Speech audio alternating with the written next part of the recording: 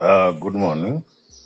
Today is Monday morning, a hot day, but we are there.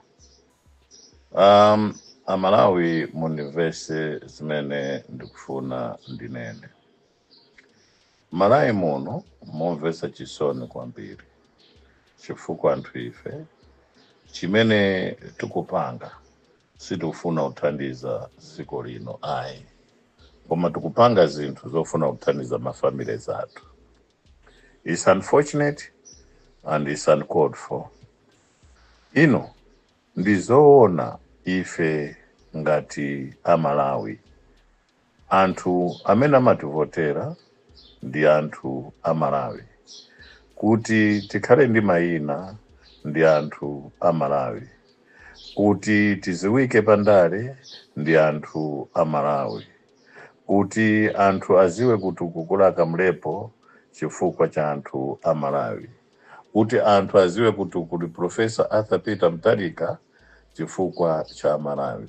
Kuti anthu anene kuti awanda president chifukwa cha anthu Amalawi. Kuti anthu anene kuti uyu ndi MP chifukwa cha anthu Amalawi. Koma chifukwa cha timayiwala kuti Amalawi amene ativoterawo ifeyo timayesa ngati ife ochenjera iwo opusa. Ndanena zifukwa chani. MCP paiye kasina kawinayi. MCP inalibe capacity to win elections in Malawi muno. Zaoneka ma elections za 2025. Kuti MCP singathe kuwina boma paiyeka. Koma anayiwala a MCP kuti ndi anthu andi alliance imene nalipo imene nawinisa. DPP has always won elections on its own. DPP has never relied on people for them to win elections. Koma MCP, for them to be in government from 2020 to 2025, panali anthu oithandizira. Amodzi mwa anthu amene anayithandiza nali Dr. Saulos Klaus Chilima. Anagwira ntchito yopsa. Anapita ku koti, time manager kuchita challenge to nullify elections. Pamene MCP inapita ku koti kuti tikawerengeso mavoti. Chilima anapitiriza milandu ija, that's why court ananena kuti phatikizanani kuti iyi ndi ikhale milandu imodzi. Chifukwa kunali koti limene Chilima anapita, kunalinso koti imene Chakwera anapita. Ndanawuza kuti majaji ndife amene tili pano. Bwanyi mphatikizanani mpange one charge. Ndipo sinali charge to nullify elections. Ndeno anawina chifukwa cha anzawo koma anayiwala mpaka mzawo kumupha P. Magazi a Saulos Chilima ndi anthu 8 achi ndamene apasisa kuti today MCP is out of government and it will never be in government again. Forever. Apapa ndiye muziyo. Kufa kumene kunafa Chilima kuja forever. MCP so sikhala mboma forever. Ndeno chifukwa chene ndikunena izi kuti ifeso DPP tisayiwale kuti anthu amene anativotera tiyena kuwalemekeza. Anthu amene anativotera tiyena to respect them kuti 2030 azativotereso. DPP has always won on its own. DPP has always being a champion, being a leader, political leaders on their own, without any alliance to make them win. Ndeno anthu amene mwabwera kuzajoina DPP ngati alliance mulemekeze a Professor Arthur Peter Mutharika. Musabanene zinthu zimene at the end of the day you are conflicting with a vision ya DPP. Pali chifukwa chimene ndanenera mawu amene wawo. Ndisiye uko. Ene ndadabwa kwambiri anthu mmene akuimbira matelefoni sinaziwe kuti m'Malawi muno muli zinthu zonyasa choncho. Mwana wa anzanga ku Lilongwe abereka nyama aliku ndifuna pamene popo ndibwereza kwambiri ABC Anti-Corruption Bureau anatumidwa to investigate kesi ya sugar. Anakapita kukanengo kapeza ma warehouse full of sugar. Yeyo anauzidwa ndo mkuru wa Anti-Corruption Bureau, Anti-Corruption Bureau ACB, kuti don't proceed under the instructions yochoka ku powerful cabinet minister. Ndeno ndichenjeze amene mkuti powerful cabinet minister chwa sakuziwa kuti umoyo wake uli pachiswe, sakuziwa kuti ndi ulendo umene wakupita. 2 kusukoma kwapezeka kuti yomoyo powerful cabinet minister ali ndi mwana wa mshane wa mkazi amene ndi operations kaichani amene akutulusa iye akugwira ntchito kusukomako amene akutulusa zina ake nangoli bisira dala apa koma ndi msikana akunyengana ndiwo uje ni powerful cabinet minister akutulusa ma tons and tons and tons and tons kuchikwawa kwa side investment iko moti mene ndikunenera pano zuro usiku atulusa matanzi ambiri kwa basi kutoka kuti muno sugar autizisowa ikasowa sugar ndekuti mitengo iwo wazipanga mitengo akulu kumeneko sikukhala munthu makhala pampando zaswandanena kuja chifukwa cha anthu, munthu maziwika kuti ndwa kuti chifukwa cha anthu, munthu makhala president chifukwa cha anthu, munthu makhala minister chifukwa cha kuti anthu asankha president uja kuti iwo akuchite appoint as a minister. Amalawi chenjerani chifukwa zimene ndaziona ine pano Malawi muno muchuluka imfa zambiri chifukwa posachedwa pa anthu aziyamba kuziombera wokha, posachedwa pa anthu ayamba kumwa matemeki. Naona muli kuchuluka imfa zambiri Malawi muno, koma ndikuchenjezeni zinthuzo mnapanga nokha. And 2 manyumba ambiri ama cabinet ministers abisa ma tractors, abisa magalimoto, abisa zinthu zimene manyumba kumene abisako kwa kuti inuyo simungaganizire kuti mnyumbamo eti kukumba pansi galimoto kuzera pansi ukakhazika mnyumba, moti muli magalimoto amene anazera nawo pansi ukakhazika mnyumba, moti muli zinthu za ma ministries, mipande ya kuma ministries. Ino ndithu ndizoona Amalawi kuti ndizoona zimenezo Malawi Cargo Center izikapereka ngongole kuma former ministers MCP kuma former ujene mama MPs ya MCP. Ndizoona imene kuti immigration izikakhala ndi ngongole ya ma MP immigration izikatenga ndalama kupereka ma MP MCP. Ndiye anthu ambiri akuganiza kuti anthu analuza umundu umu akuluakulu chonde opana Malawi chonde sukoma kukatenga ngongole MCP yopangira kampeni zona. Salima Sugar ndimene nandipweteka ine. Salima Sugar kuguzera mnyamata wina wakuchiweta paruchi pacha zina chinosu mune ndi kosamu 600 million kutaka gwese kamlepo karura. Nde afoma atone jenoso yena kukapereka cha kwao ko azipereka mwantu ma 45,000 kutasavotere kamlepo. Ai ujene register political parties muonepo kantu pamenepo. Chonde. Chifukwa mwantu tisakale above the constitution. We are all below the constitution. Nobody is above the constitution. Zina zimene ndikunena hapa nizane nabe zinthu zina zimene inuyo simukuziwa.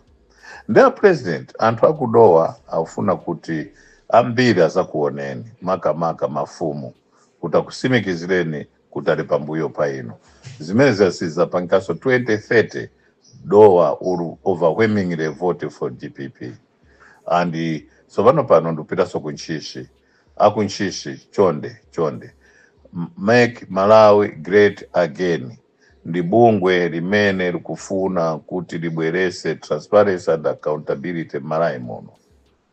Ndeno panopo cholinga cha ife ndi 3 objectives: 1, to protect the president; 2, to protect freedom and democracy; 3, to fight against corruption. Ndi anthu akunchishi inuyo mnali very liberal panopo ndikupe pano nonse kuti msupporte Professor Arthur Peter Mutharika chifukwa 2030 DPP kuwinaso. Mawu amene kukuuzani pano kwa wina kufuna kwa yasafune pa 2030 DPP kuwinaso siku zakara MCPI nde nonse bwerani nonse ngatanzana kusalima onse azisupporta Professor Arthur Peter Mutharika. Deza ndi imene yayamba kale taranda maripoti kudeza akudeza bwerani ifeyo zonsezo taziwa kuti mkufuna kuti muonane ndi mafumu amdeza munoseno inuyo president atu aliwokonzeka kukulandirani chifukwa Malawi there's a big revolution make Malawi great again ndi bungwe limene liyesesa kuti President Arthur Peter Mutharika agwire ntchito yake bwino. Ndabwerako kumeneko so ndikubwera ku zipatala tatulukira kuti Central Medical Stores kuli katangale syndicate in billions yopya in billions zimene amapanga amatenga mankhwalaja apisa ngati I'll just give you an example. Mangochi kuti mankhwalaja apita ku Mangochi kuja akafikira ku stores ndeno ku Mangochi kuja achita identify ngati clinic kwa Mbaruko mankhwala amene atatumize ena akafikira pa Mangochi boma pacha ndi akatengaja ngati upita clinic kwa Mbaruko kucha pamene mankhwalaja akubwereranso ku Lilongwe ndi zimene amapanga amapita kumene kucha akapita kumene kuja 2 days amatenga mankhwalaja kubweranso ku Lilongwe kukagulisa ndi amene mankhwala upezeka ma private hospitals. Ndi zimene syndicate taitulukira imene is worth about 44 billion syndicate imene ndi akula ku Central Medical Stores takuchi panopa taziwa china chilichonse chimene mkupanga mukatumiza ngati kurumpi kapena ublanta yakuno ndi kuti oru kapena chikwawa ndi kuti mankhwalawo apita a certain clinic kukwawa ko osapita pa boma pacha ndi kumene kuja makatengedwa mankhwalaja kupitisa ku Blantyre kukagulisa ma private. That's why ndiko ma Indians ndi tukuchenjezeni ma Indians kumene muliko tukukuziwani nonse ma Indians amene mupanga zimenezo ndi these crooks kuti mzugula mankhwalawo aboma inu makasinthisa marebo kukhala ngati kuti mankhwalaja maoda kunja mankhwalaja musanaode kunja akuluakulu mwatulukiridwa ndikuti tonse tukukuziwani mulimbimo make Malawi great again yukubwera ikhala ndi ma inspectors ikhala ndi ma controllers ikhala ndi ma wearers ikhala ndi anthu amene azikhala ponse kukuchita ni monitors mene mkupanga. Indians, please, if you don't want to be in Malawi, just get out of this country and go back home. Chifuka sakuti ifeti zikangana ndi inuyo ngati lubomala na India zinena ngati kukuzondani pamene inuyo mupanga zizakuba muno Malawi ayi. They make Malawi great again atulukirika syndicate robbery, the biggest robbery in the history of this country and the Central Medical Stores. That's why mkuti mzipatara mulibe mankhwala, mzipatara kai mulichani, zinthu zake ndizimenezozo. Another scandal imene ya koma hii nde scandal ya ku Minister of Agriculture. Scandal imene hii nde ya ikuru kwa mpiri amatulusa fertilizer, amatulusa chimanga, amatulusa chani, kukhala ngati agulisa ku Kenya, pamene chimanga chija chimabweraso amalawi agula. Malawi government kupereka ndalama kuti agula chimanga, pamene iwo chimanga chimene chokhala ngati agulisa kumabwera nachonso. Letatulukira this syndicates about 340 billion imene anthu awa agawana. Chenjerani nonse amene munali ku Ministry of Agriculture, kaya from whatever position you were to the smallest man kumene koko, mumangidwa takuziwani china chilichonse panopo sitinanene zambiri, koma tukumbwandirani make Malawi great again, tukumbwandirani iniyo konzekani kuti kumaurako muzikagonako chwa tikumbwandirani tikumbwandirani chwa mufuna kuti mupange kuti Professor Arthur Peter Mutharika kukhala ngati iyeyo walephera kuyendesa dziko pamene inuyo you have dug a big hole kuti akuti agweremo, mugweramo ndinuyo. Koma ndinakakondwa kuti anthu amene awazikhala firing squad kuti tithane nawo wonse akatangale awo tikhale ndi Malawi wanyuwani, chifukwa these people have destroyed this country. Ndeno anthu ena kufusa kodi bungwe liyamba liti kuchita. Ifeyo we are ready this week to start. We just need a legal document, a framework ikhale apo imene tufuna kuti tipangise this week, and we can partially launch it this week kuti anthu ayamba kale, mawera zathu ayamba kale, they are all over, my inspectors ayamba kale, ndamene kutulusa umboni uwu umene kubwerawo kuti ku Central Medical Stores the biggest syndicate ya 44 billion imene yachitika kuchoka mu July kuzafika mu October ramuno yapangika imene nditukumbwandira nonse ku Central Medical Stores. Then ndima nyumba ano amene mwamanga tukwaziwa, magalimoto amene mwachita zonsezo tukuziziwa, china chilichonse tukuchiziwa. Malawi Electoral Commission takubisirani zinthu zambiri, koma anthu amene mwawinisa ambiriwa they are not supposed to be in parliament, especially ma MP ya MCP. Mwakhala mkwawinisa pakatangali ndiye wonse wachoka mu parliament imwe, chifukwa tiyamba kuulula zimene mnapanga china chilichonse kuti anthu apezeka ku parliament. Ndiyena amene inu simunafune kuti apite ku parliament, zonsezo tiziwika pa mbalambanda kuti inuyo amuziwike, chifukwa ambiri ino muchoke ntchito ku Malawi Electoral Commission iko, musiye kuti kukhale a new Malawi Electoral Commission imene ili for the people of Malawi, was that a biased one like the one that is there now. Ndachoka hapo. Inu mwenye ndiwe powerful minister amene mugulisa sugar. Inuyo kulilongwe kanengoko tatulusani sugar yo. Chifukwa mawera zathu apita kale kumene koko. Ndiponso kumene koko taona kale tindi mafailo anu onse, ma documents amene munthu yanapanga zonse tinazo. Munyamata will give you state protection. Tinena nda president atukuta kuchita ubweresa mafiles onse amene you started investigating kuti anthu akuba sugar.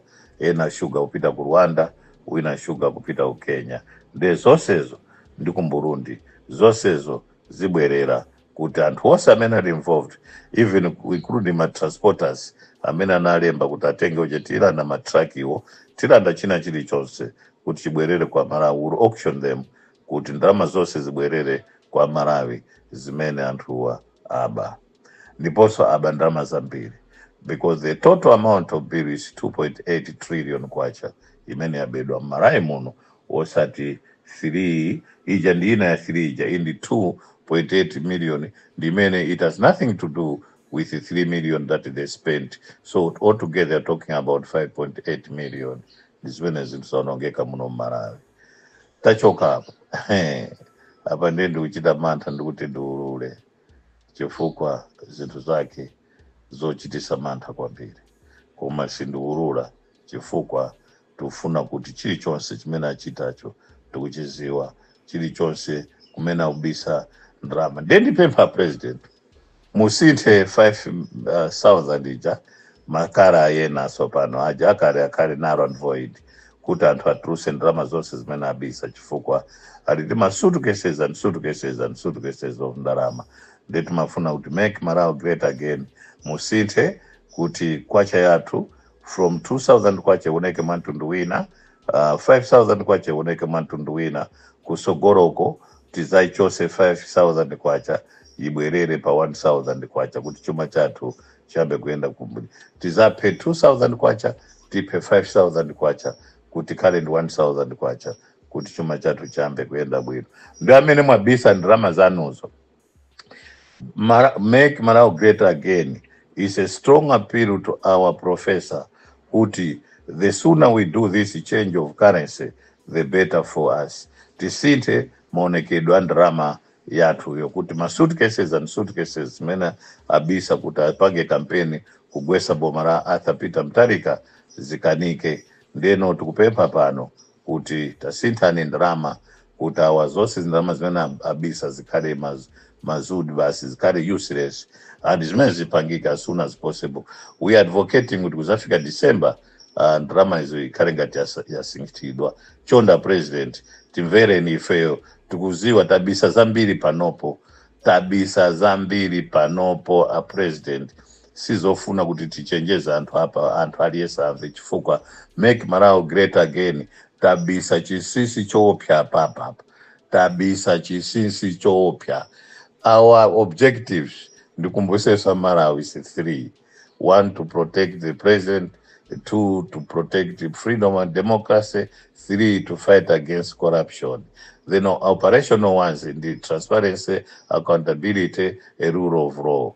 Then a subsidiary to that, high integrity and ethics. Zimene fe tukunena pano basi zonsezo zilimene mndetu kupempha president chonde urgently let us change this money. 5000 ioneke mwantundu wina, 2000 ioneke mwantundu wina, 1000 tikandi 1000 iyo koma nayonso tisinthe kala kuti ioneke so mwantundu wina. Basi ndeuti awa tathana nawo awa ndeuti tathana nawo vumasuitcase avandrama a president Arthur Peter Mutharika professor chonde. I'm just a drop in the ocean. I'm nobody. I am nobody. I'm nobody. I should repeat this. I am nobody. Kumasta Sintan in sang and drama so kulima suitcases and suitcases and suitcases and suitcases of money. Ma container and drama in containers. Kulima container 5 feet underground full of money. Tasintani is many as our president chonde if it ufuna out by December drama yose yachita amena ninaza apitise ku bank by December tufuna drama isinte chonde professor atu chonde tasintani drama yo mukasinta drama yo awazose zao za terapompo ndeta sintani drama yo chonde and alias amena nda account ya kunja imene isina piti unexplained one imene ikare blocked kuli ma account 4 ari ku Morocco, kuli ma account 10 ari ku Dubai, pari ma account 10 ari ku Kenya, pari ma account 10 ku South Africa, pari ma account 7 ku Zambia, pari ma account 8 ku Tanzania, pari ma account 5 ku Mozambique. Ndi mwina motabisira dara sitichura mosemu let us block it. Akumorisha society let us block it. Tuauze department ya state ya United States of America atitandize monitoring all the banks failing which that country must have financial sanctions. Ndio tititana nao antu amene wao mawa waife tufuna tukuchitena advisor president atu okoma ntima inuyo amene simudana ndio ali Yesu tasintani drama by December let us change our currency kuti currency yatu ikale Malawi kwacha but different color and different printing muona ndama zao zose zikala za zedi and sinufuna unena zambiri chifukwa ndabisa zopya chisisi choopya chisisi choopya anthu inu mwapezeka ndiposo mwapezeka ma girlfriends anu wonse tikwaziwa tili ni ma pictures kose kumena kuyenda yena athawira kunja yena kutero kwa kupita ku America koma ku America tufuna tichita wonse amene apita pakati po 3 months ago paka pano America itithandize to make Malawi great again. We will write a letter to the Embassy of the United States and State Department to help us track these criminals kuti abwerere azaimbidwe mlandu kuno ku Malawi chifukwa we don't want anybody to disrupt the activities and the leadership of our professor, the greater and the greatest Arthur Peter Mutharika. Ndimawawa ndinene kuti zikomo kwambiri for listening, zikomo kwambiri for everything. Remember, I am nobody. I am nobody. The most hated in the history of politics in this country. Anthu ena ntchito imene ndimapanga ineyo akudierera kopya, anadierera kopya kumanena kuti matipate. Anyway, I cannot say much. Koma Mulungu kumwamba aliko. Let me stop here. Good morning.